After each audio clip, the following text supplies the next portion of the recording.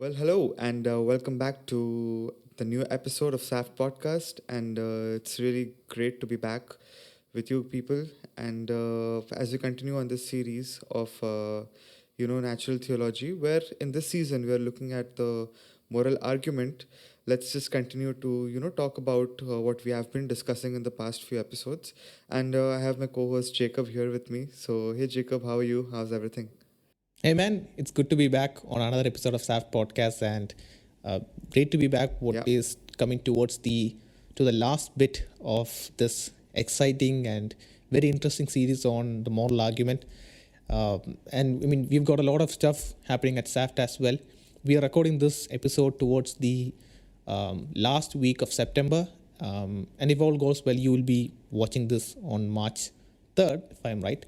And by the end of March, as Easter is coming up, we will be having our Easter devotional on the famous YouVersion Bible Plan app coming out. So stay tuned. Yeah. It's a 5-day devotional that walks you through each day of the Easter weekend and gives you much to think about and also good reasons to know why Christ was the atoning death for us all and how he is the risen Redeemer. So do check that out. Blogs, SAFT Malayalam, SAFT Expose, all of the works are they coming out for you. So yeah, it's a lot of stuff coming up. Yeah, basically that's a lot. So I'd suggest that, you guys can scroll down. There are links to each of these, Yes. and I'm sure that you would love to go through it. Yeah. So, in the previous episodes, as I was mentioning, we have been looking at the moral argument, right? In the last episode, we saw the reasons why, like, what are the different reasons which, our atheist friends give to show that morality is not objective.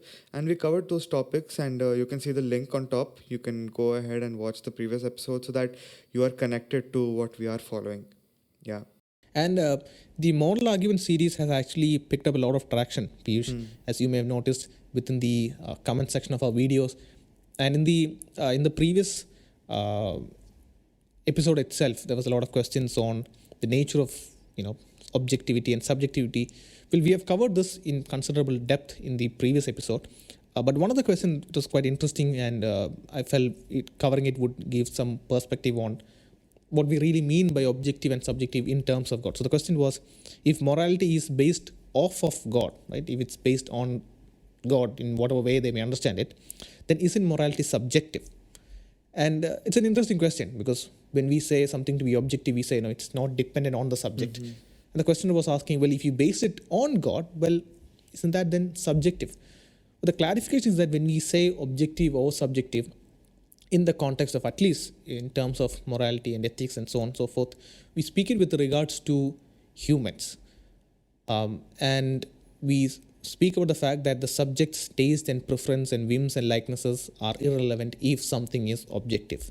And so we're speaking specifically in the context of human involvement, because all of these moral actions, anything that we claim to be moral, immoral, all of this has got humans involved in it. And so when we say there it's objective and we point to something else as the base of morality that is not humans, if you say that's also subjective, then you will keep on going seeking after something that is objective over and over without ever ending anywhere. So when we say something morality is objective or subjective, we're not saying that it has to be objective or it is objective only if it is independent of any sort of agents or personal minds or anything. We're talking specifically in the sense that it is objective if it is independent of human agent, human mind, human interest, and human preferences. So I thought it was good to clarify that up before we move into this penultimate episode of the moral argument. Yeah, so basically, the moral argument shows that logically, God exists. I mean, Yeah. so without explicitly showing a relationship between morality and God, right? So we see that this has been one of the Yeah. biggest objection from the atheists, and this was first covered when in Plato's work called Euphrates, where Socrates asks Not Euphrates. Euphrates is the name of a Oh yeah, river. my bad. Euthyphro. Euthyphro, right. Okay, my bad. Where Socrates asks Euthyphro, is the pious loved by gods because it is pious, or is it pious because it is loved by gods? So, Jacob, can you unpack this for us? Yeah. So uh, this is an objection, like as Piyush mentioned, with regards to the nature of the relationship between God and morality. Like how do you navigate it, right? The moral argument shows that, if there is objective morality, you have God, so the link is there. But what is the nature of that link? What is the nature of that relationship? So the question that Socrates actually asked, if I were to rephrase it in a simpler term, it would be that what it is actually asking is something good because God wills it or commands it, or does God will it or command it because it is good? So the question is something good because God says it is good, or does God say it is good because it is good? Now, if we say that, well, something is good because God says it is good, then it appears to be arbitrary. Like it could go either way, but God said, yeah, this is good, and therefore it became good. And we realize inherently that there are certain moral goods that are necessary, certain moral values that we hold to be sort of implicitly necessary, that we don't think these to be things that change, but fundamentally necessary in that regard. So then saying that this is arbitrary doesn't relate with how we understand through our moral senses, our moral perception of these necessary goods, these necessary goodnesses. So, okay, we can say that it is arbitrary. We can't say that something is good because God says it's good because it's arbitrary. So that's a difficult option to pick. And the other option is that, well, something is God says something is good because it is good. Now the issue with that is that this goes against the premise one of the moral argument, right? The premise one of the moral argument says that if God does not exist, then objective moral values and duties do not exist. So if we say that God says this is good because it is good, then we're saying in other words that there is some sort of moral standard that is independent of God, and God sort of looks at that moral standard and then makes his decision and say, okay, this is good. So it would mean that moral values exist independently of God. Yeah. So that's unpacked it in a broader phrase. But if I were to again simplify it, the question is about whether moral goodness is based on God's commands or if it is based in something else. So that is what Socrates is asking Euthyphro. Okay. Just before going ahead, one point to remember for all our viewers that we are breaking all technical jargons into a simpler form so that it's easy for all of us to understand and grasp it. Because, but if you actually want to go and read the exact things, we would suggest that you can go ahead and we have a lot of content available there on the net, but we'll even post some links in the description so that you can go ahead and read what the actual philosophy says. So just making it clear, so that you do not get you do not get misled by what we are trying to show through our content.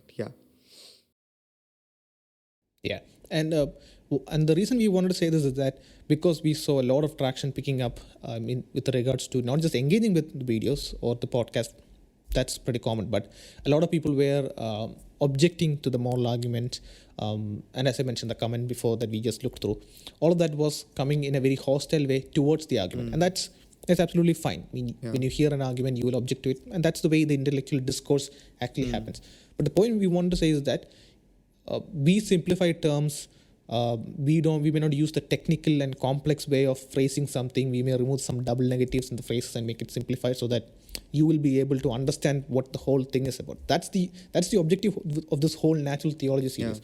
Why are we taking each argument and going through it bit by bit, painstakingly over months long, instead of doing catchy videos and exciting and interesting content with, well, our thumbnails have an attractive nature to it, but other than that, the topics are pretty mundane and boring to some of our viewers. And the idea is that we want to help both you, the skeptic and the believer, to understand these in more depth. So the base text, sort of like the textbook that we are using to cover through this, is Dr. William Lane Craig's book, Reasonable Faith. The link to the book is down in the description. You can access it. And so what we're doing is we're helping you to go through those texts. You may be new to the field of philosophy and apologetics, and this is all too complex for you. Well, here we are helping you out to young dudes just sitting and conversing and going through it bit by bit, covering each of it. So you have sort of like a guide in some sense to navigate through the text to understand. Yeah. And you may be going through the textbook and listening to the podcast because you are an atheist and you want to debunk moral argument. That's fine. Or you may be a believer and you want to learn more about the different arguments for God's existence and want to be strengthened in your faith. Either way, this content is there to help you in that, in your journey of seeking answers and finding truth. So if you want to take down the moral argument, well, this is a good place to get an idea about the moral argument. But if you want to really get into the weeds and take it out, well, go refer the actual texts that go into much more depth and complexity, because that's the best place you will see the argument in its best form. Yeah. Without any simplification, without any casual way of conveying it. So that's just a heads up we wanted to give you with regards to that. Yeah. Yeah. So moving ahead, talking about this Euthyphro objection, right? So it appears to be, in favor for the atheistic moral Platonism, but we have seen in the previous episode that this fails to be satisfactory, and we have covered that. But if I understand correctly, then is this what we call the Euthyphro dilemma? I mean, it's like we have to choose between two options or horns. So how do we get out of it? Yeah. So that's the nature with always the dilemmas, right? It's you have to choose between one or the other. You're like locked between two horns. So the Euthyphro dilemma is a dilemma because it says, well, do you say that morality is based, moral values are based on God's commands, or is it based on something else external to God? And the way out is that there is a third option. Third option is that morality is based on divine commands, not something that is external, but based on God's nature itself. Now we'll try and unpack this a bit. So the way that this would be actually be phrased in proper terms would be that moral duties are constituted or formed. Okay, moral duties are constituted by the commands of an essentially just and loving God. So if these duties are based on divine commands, then they are not independent of God. Right? This is His command, so they are not independent of Him. But what about the arbitrary nature of such a command?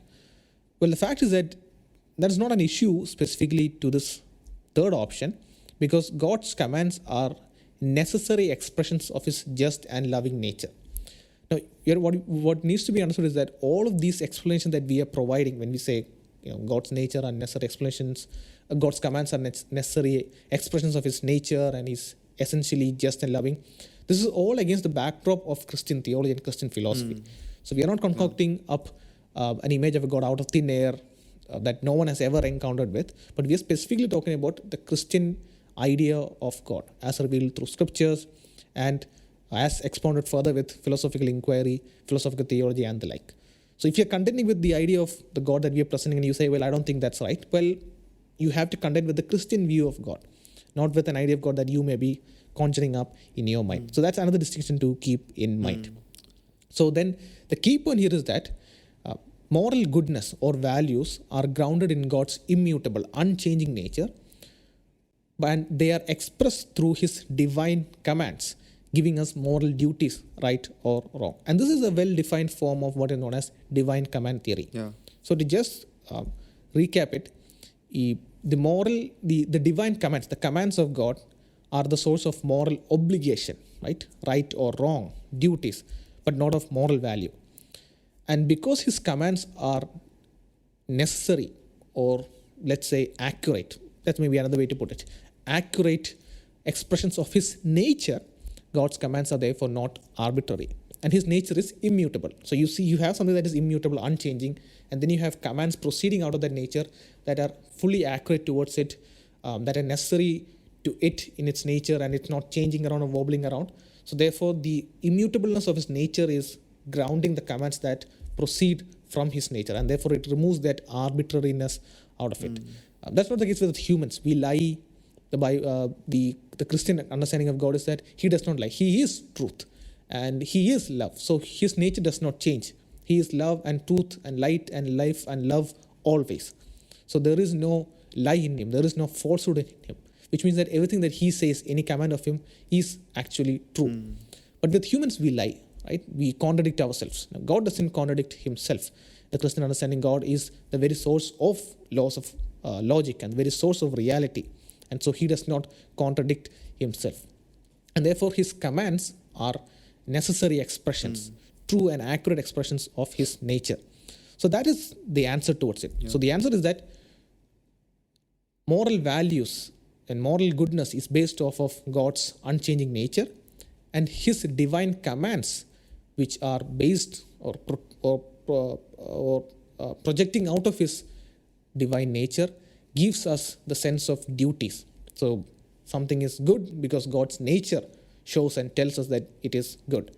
And whether we should do it or not is a result of God commanding us to do it or not. And that's how we are able to connect both the moral values part and the moral duties part in terms of how God is placed in relation to morality. And I think it's within this Christian understanding of divine command theory that you see this best explained. Yeah, I think that clears it up for us. So just to summarize, that means that God's nature tells us whether A is good or bad, and God's commands tell us that to do A is right or wrong, right? But that leaves me with one question. Exactly. I think you can help me with it. So what if tomorrow God says that, he commands that rape is good or something like that. So should we do it? Would you do it? Yeah. And it's for some of us, we may feel like, well, that's a bit of a stretch. But this is a very frequent and common objection to come up, right? What if God commands rape? Would you do it? Well, he commanded it. So how do we navigate it? I think there's an interaction between Frank Turek, whom we have had on the podcast multiple times, and with a young atheist guy in one of the campus interactions, where he asked, well, if God commands you to sacrifice your child, would you do it? And so that's interesting, right? What if God commands it? Well, would you do? How do we navigate that? So let's unpack it through a bit and go through it. So when you said, right, if God commands rape tomorrow, right? Or what if God commands to rape tomorrow, would you do it? So what we're engaging with is known as a conditional statement, right? It has an if X then Y format, an if and then format to it. It is also known as a counterfactual because it is talking about hypotheticals. It's not really stuck down to facts. It is talking about hypothetical. So it is counterfactual in some sense of the way that you would phrase it. So when we say if X, then Y, right? The phrase if X, that bit is known as the antecedent. So we use the word ante to mean something that comes before something else. Successors and predecessors have that a different formulation of the word that uses ante in it. So the word antecedent shows that in that conditional statement, in that proposition that you're having, this is the part that comes before it. So what do we do if the antecedent or the if part is logically or otherwise impossible? That's what we need to unpack with. So let me, and this is something that is also called a vacuous truth. So now, Piyush, when I say vacuous, what is the word that comes to your mind instantly? Vacuum. Correct. Yeah. And that seems to be the case. So it is similar to, when we say vacuous truth, it's sort of like, if I were to simplify it again, it would be equivalent of saying an empty truth. And what we mean by that is that we may get an empty threat from a friend, right? It's a threat, but it's empty. There's nothing really there to it. So that's sort of a truth statement. It's not false, but it is like empty in some sense. So let me go through it, right? So here's an example. If Ankit jumps off the first floor, then he will break his leg on the pavement. Yep, that makes sense. The if part, right? If Ankit jumps off the first floor, yeah, that isn't too difficult to believe. That's possible. So there's no issues with it. And this if then statement actually makes sense. We can think more about it, hypothesize more about it. But let me give you another option. If Ankit flies off the first floor like Superman, then he won't break his leg on the pavement. Now it's distinct, right? The if part, if Ankit flies off like Superman. Now that is a really big if. It's quite, if not absolutely impossible. So then do we bother exploring and thinking about this further, like, is this something a really deadly serious thing to get an answer to? Well, you can think about it. You can postulate it. You can dream about it and see, well, what would happen. But how do you know if it is true or not? Because we have the comic images in our mind, we may think that it's true. But if you were to really capture it, there is no way to test the if part. You can't actually test it out or correlate with actual reality that happens, not with fictions and animations, but with actual reality to see if the whole statement is true or not. And here's another really good example. Now, what I've given is a very simplified one, but here's a really strong example. Let's take a square, right? So, and the length of one side of a square is b. So, what is the area of the square? Well, b square. That's a simple way to capture it, right? So, the area of a square is b square, or the square of its side. Now, Ankit, what is the area of a round square? Not a square, a round square. So, it is not a square, it's not round, it's a combination of both, a round square. So, here is another example. The Ankit jumping off the first floor is quite trivial, but here is more strong one. If there were a round square, then its area would equal the square of one of its side. This is the statement, if then format, right? If there were a round square, then its area would equal the square of one of its side. Is it true? The if part, if there were a round square, is there a round square? No, it's logically impossible. Yeah. The Ankit flying off was impossible, not in a logical contradiction sense, but the round square is a logical impossibility. So how do we assess the truth of that statement? Is this statement true? If there were a round square, then its area would equal the square of one of its side. Well, the if part is really difficult to assess. If there were a round square, that part is really difficult to assess for us to get to the then part. So you see, the same application is relevant in the question of these antecedents about God, where God hypothetically commands repugnant evil, which we know is contrary to God's nature. So the if part is really, really big if parts.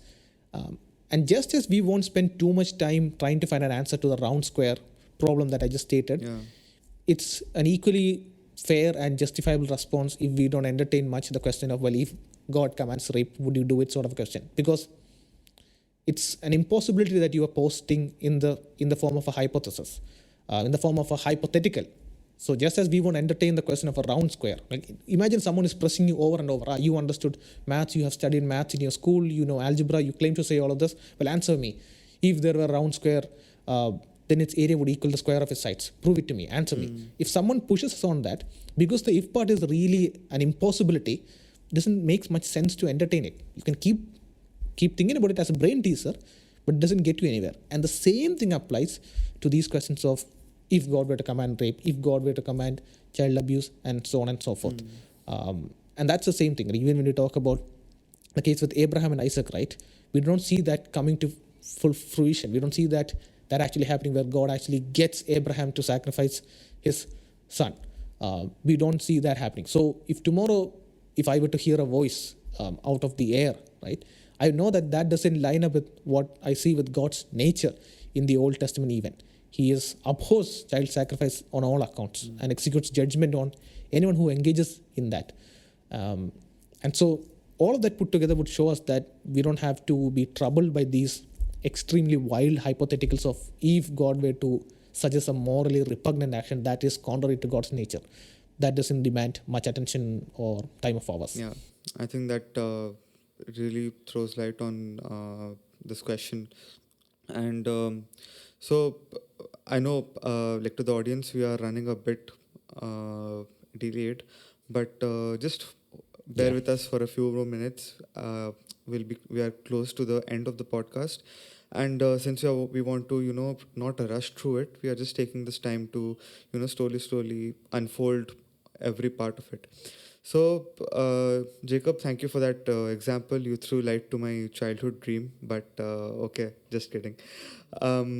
Moving ahead, there's still one question, which we get a lot. That is, why should we consider that God's nature be the, actual definitive good? So, why are we making it a stopping point? There can be more ahead of it, right? Yeah, That's a great question. I think that's a great place to draw to a conclusion as well. Like, why is God's nature the definitive of good, the one that defines goodness, the very definition of goodness? So here is Dr. William Lane Craig answering it. He says, God, by definition, is the greatest conceivable being, and a being which is the paradigm of goodness is greater than one which merely exemplifies goodness. Unless we are nihilist, we have to recognize some ultimate standard of value, and God is the least arbitrary stopping point. So someone may come along and say that he considers basing all of this on God as arbitrary. Like, you could place it anywhere else, but you've just decided, on a whim to do it based on God. You could explore something else. So they may say that, well, it's arbitrary. There are much other option, and you don't have much reason to base it on God. That's why they would say it's arbitrary.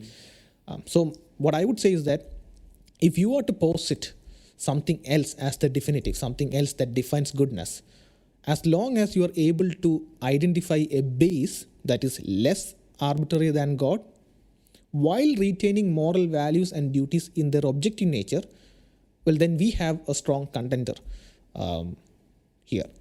Now, I doubt if there is any, but if you disagree, do let us know in the comments, and we'll be really excited to hear from you and take the conversation forward. Yeah.